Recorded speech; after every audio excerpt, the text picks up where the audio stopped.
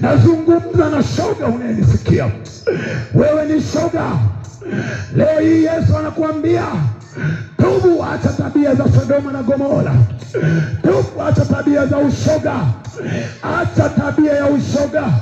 Maana neno la Mungu linasema wewe unayefira hautaenda mbinguni, na wewe unayefirwa utaenda mbinguni.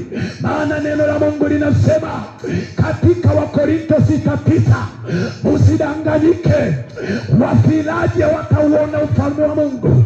Ndio maana nasema wazi yone injili haya, maana ni uwezo wa Mungu uletao wokovu kwa kila aminiye, kwa dini zote. Ninatangaza ya kwamba Yesu anakusamehe wewe shoga. Wewe shoga, Yesu anasema anakuita kusamehe. Usijione kwamba umeshindikana, pengine kwa sababu umefanya ushoga mwingi. Unasema mimi nimesharibika, mimi siwezi kuwa kama wanaume wengine. Ngoja nikwambie wewe, hakuna lisilowezekana kwa Mungu. Ukimwamini Yesu leo, atabadilisha historia yako. Hata kama ulikuwa ukiitwa shoga, Yesu ukimwamini leo, atabadili historia yako. Utaitwa mtumishi wa Mungu.